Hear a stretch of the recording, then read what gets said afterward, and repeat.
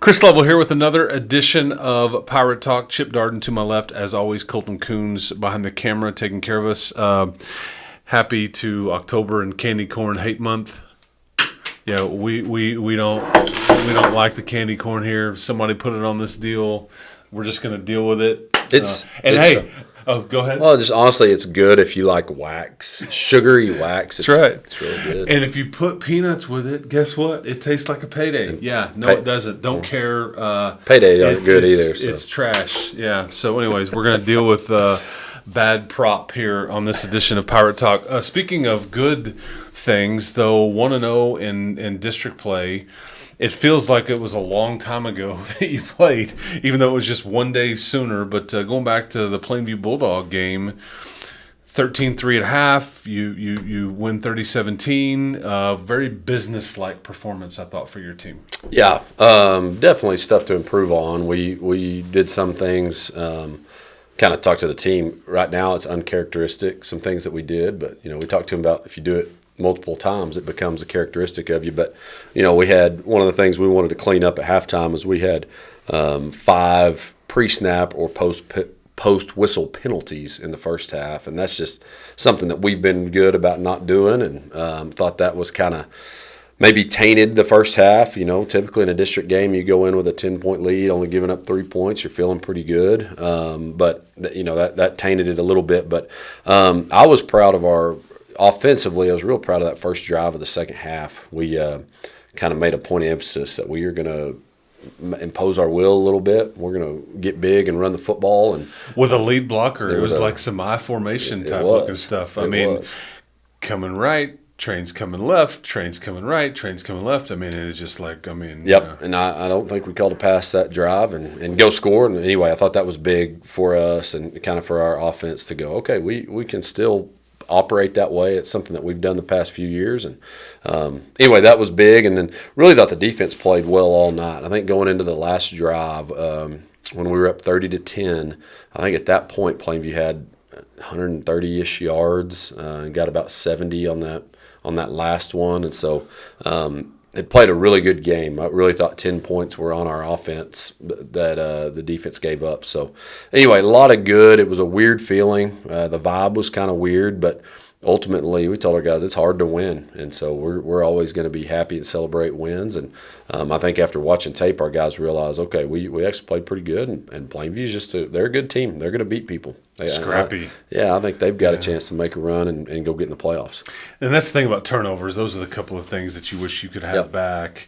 But especially so when it happens like on your end of the field and you give you a short field, and that's what kind of compounds it. So take me through the Jackson Austin aspect, because the cool thing is he does get like one more shot at the end zone. It didn't happen, but after this thing's over, and we'll get to some more in the game, but you give him the game ball. And I know he was emotional. I could see it from the press box. Mm-hmm. He's kind of – he emptied his bucket for this thing and gave you all he had, but just not going to end probably the way you or he wanted it to. Yeah, that's the thing. Jackson has given a whole lot to our high school. Not just the football program. For several years. Yeah, he's a 4-year varsity guy, which is rare. We just very rarely have freshmen that are on varsity. His freshman year, he scored actually his first touchdown of his career was against Plainview. And then scored our only touchdown against South Oak Cliff in the state semifinals. But his career, I look at it how selfless he was. He's a slot receiver as a freshman. Then his sophomore year, we kind of needed him to play running back after some things happened, and so he's mainly a running back. Well, then his junior year, we needed him to go back to slot and he just all he cared about was us winning. He didn't come in and complain about stuff. He would come in and we'd have good talks if we were losing, and he wanted to win and wanted to find ways to win. And so it's those things. Like I think everybody can see what an amazing talent he is, and he needs to be playing on Saturdays. We're working real hard to try to get him a spot for Saturdays. But even if he does, beyond all that, I think he's just been great for our school, great for our program.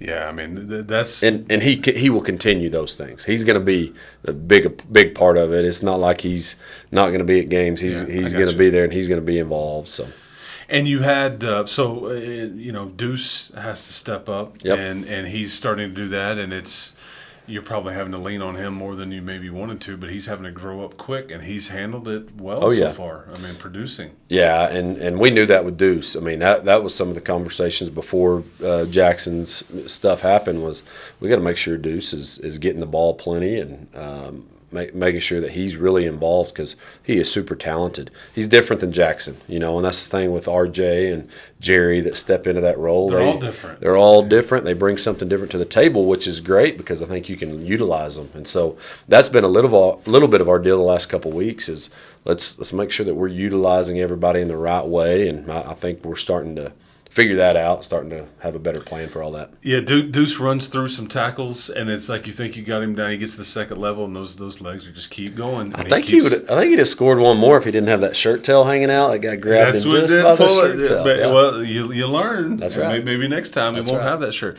Offensively, too. Reed Waters with a touchdown, Cade Gant with a touchdown, obviously Michael Deaver with a touchdown. But some of these other weapons starting to kind of be consistent now. Not just flashes, but be consistent for somebody like Ryan Rodriguez to throw to. Yep.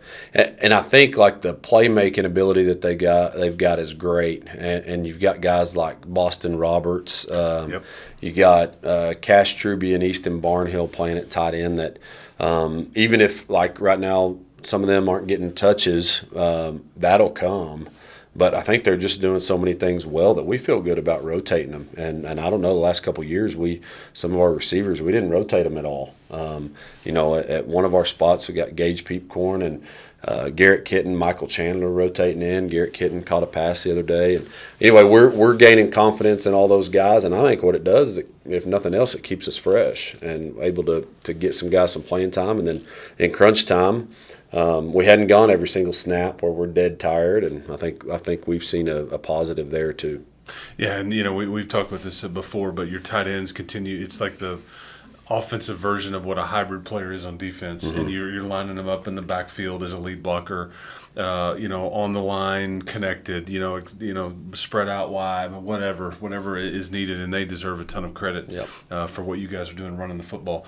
Defensively, anybody that I'm sure Cole Stanzione had a whole bunch of tackles. Yeah, I think Cole whole candy corn bowl full of tackles there. Oh man, that was bad. Sorry. Cole Stanzione and Preston Jones. It's like TJ. It's going to be like every game. All right, which one had 18 tackles and which one had 15, and then they'll switch the next week. But I thought our defensive line was pretty dominant the other night. I think 3 of our awards went to defensive linemen. Sione Vea was the defensive MVP, and then Pat Garcia and Jackson Turnbow shared the Hog of the Week. And so when that's happening, they're starting to play pretty good. Turnbow started his first game, wasn't it? Yeah, he did. And then, I thought underrated, just same type deal. We've got a corner, Kyler McDowell, that's started a lot of games for us that was sidelined last week, and Abe Brandiger stepped in, and I thought he played really well. It was nice to see that sometimes that first start, and Abe hadn't played football for a while, and they kind of went at him, and that ball's in the air. He didn't freak out. He just knocked the ball away, and it was nice to see. And we've seen it in practice. That's why we had confidence in him, but him stepping in was big, and safeties are just getting better and better right now, kind of rotating in. So feeling better. I think that's what you want to see. You want to see your team improving, and I think we are. Yeah, speaking of Abe, man, he's become kind of a Swiss Army knife for you. Mm-hmm. He's doing a little bit of everything for you. I'll be in the defensive meeting. I'll be in the special teams meeting. Yep. If you need me to run the football, I can help there too. Okay, so you take a trip to Memorial Stadium, Wichita Falls on Friday night. You're going to play Wichita Falls Legacy, the Leopards. People are going, who's that? Brand new. But it's Wichita Falls High, Hershey, Ryder, no more. And now it's Legacy and Memorial, both of them in your district. Tell me about Wichita Falls Legacy, Coach Johnson, and, where did these kids come from? Which schools? They're kind of all over. Yeah, okay. They didn't really take one school or the other. The coaching staff, Coach Johnson was at Hershey. And people around here might know Coach Johnson a little bit. He was at Slayton before So he's been around this area a lot, but really good. I think he's doing a really good job with these guys. But yeah, so it's just different. Like, we don't know these kids that well. We never played Hershey, so we just don't know the staff well. Like, when we play Memorial, we might not know the kids like we did Riders' kids, but it's a lot of Riders' staff. So I think we're gonna be familiar with some of the coaching staff. So this is like an expansion candidate. 100%. That you're just like, having to learn. Yeah.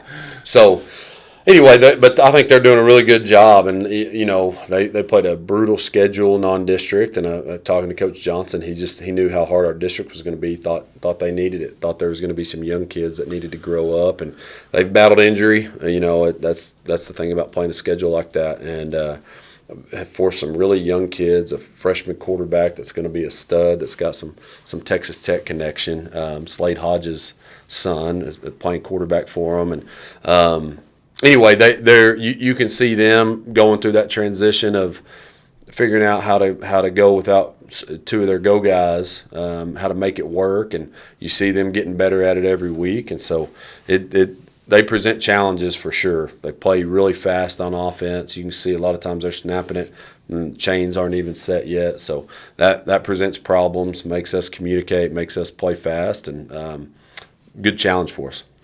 Yeah, and you mentioned that unforgiving schedule. Yeah. I mean, you load up on your non-district, but they played Tascosa and Friendship like you did, but they play Randall. Mm-hmm. I mean, they've really tested themselves quite a bit. Played Abilene Wiley, obviously, to open up the districts. They didn't get much of a break there. Yep. And like how it starts, and then they're staring at the Pirates coming in there. What's it? You've probably got a lot of memories going to Memorial Stadium, Wichita Falls.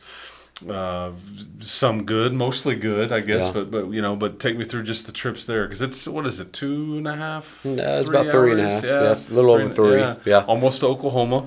Yep. Yeah. Our last trip to Wichita Falls was not fun. Yes, we lost in the playoffs last year there, but we've had success. But earlier last year, wasn't on a Thursday night, and you Yep. That was a monster game for your season. Like, I think, kind of flipped the year. It did. Yeah. No, it's good. We like playing there. It's a big stadium. They got new turf, I believe, last year, and all that stuff is, it's historic. It's a historic stadium. I think for a long time before we were in a district with Wichita Falls School, it was a playoff venue for us. A lot of times we'd play Metroplex schools, and that was an easy place for us to meet up. So it kind of has a playoff feel every time that you go there. So it's like good. Neutral site type stadium. Yeah. And I think we need to get on the road. We've had 2 in a row at home, and I don't know. We like going on the road. There's less distractions, and it's just us. And I think our guys are ready for that too. Yeah. And it breaks up the monotony. If you ever just do all the home games in a row, road games in a row, it's just a bit of a grind one way or the other. So that's why I think you liked the short week too, because in a way it makes for a longer week, but it breaks up the monotony of the routine, and you can do some different things. Okay. So that game, 7 p.m., Memorial Stadium on Friday night. You can hear it on 100.7 The Score. Wichita Falls will stream it. It's on WFISD, I think, .com is the link. We will get that posted on all the Lubbock Cooper social media channels and things like that. Okay, 3 things. You ready? Sure. I'm excited. Did you read these? No, I didn't. Okay. But I'm excited. Stacy told me I needed to be more excited about 3 things, so I'm ready to go today. I appreciate that, Stacy. Yep. We were not excited about the candy corn in the bowl that was presented to us, but okay. You ready? Let's do it. Everybody thinks they can be a coach, yes? Everybody has. Well, there's a lot of people that just think that they know what's best for in any sport, professional, college, high school, whatever, doesn't matter. I want to know the 3 jobs that you feel like you could go do right now with no experience and do it well. Okay. I think I could. This will be a broad first answer, but something in sales. I think I could talk. Okay. I think in sales, I pitch could a product. Yeah, I could just. Okay. Yeah, I could sell this candy corn to somebody. I think think I could do it. I think I could. Maybe not you. You've got preconceived not feelings, buying. but Yeah, not I buying. think I could maybe do something in sales. Okay. I would not want to.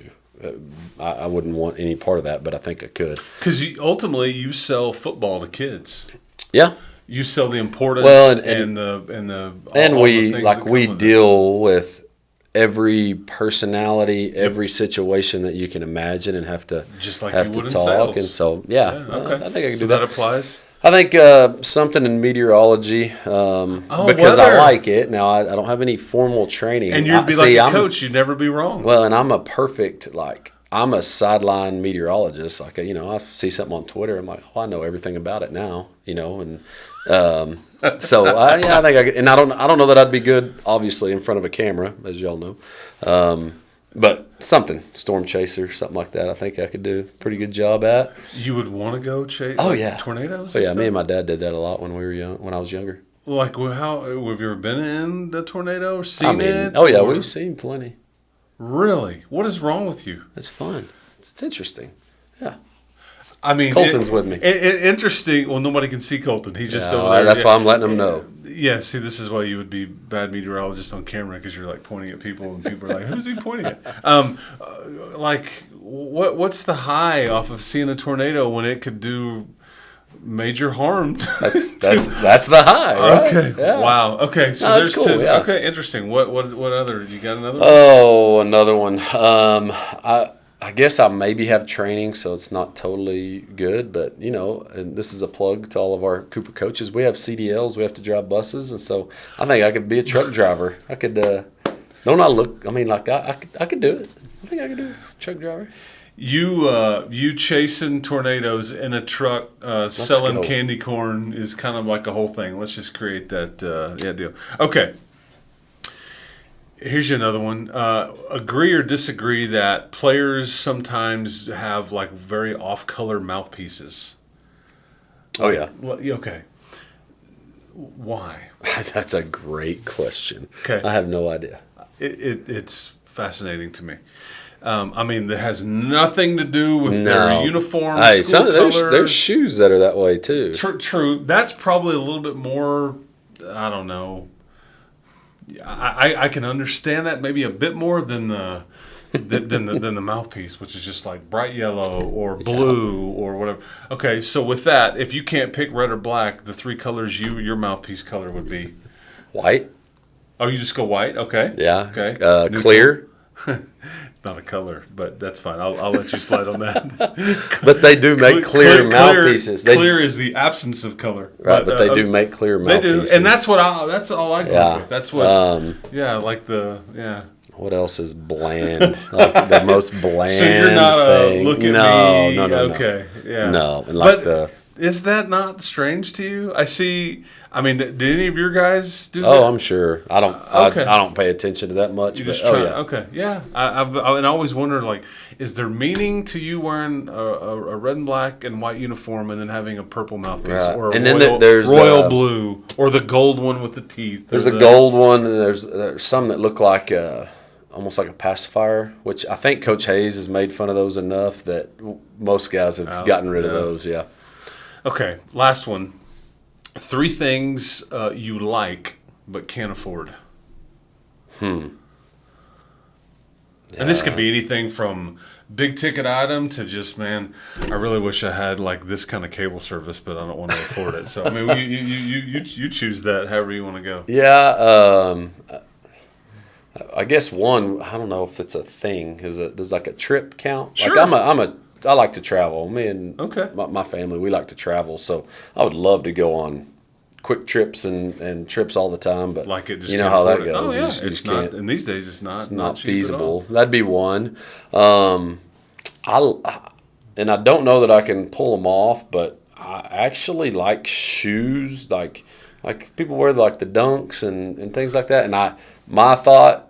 Okay, yeah, I could buy a pair of those, but I don't know that I can pull them off. So I feel like it's a little bit of, okay, I don't want to afford those, if that makes sense. Okay. Does that kind of make sense? Yeah. And some of those are not comfortable. Yeah. You're getting up there in age like I am, and sometimes you got to go with what feels good yeah. too. It can't all be. There was a time when, like, I don't care how it feels. It's the look. This is what we're doing.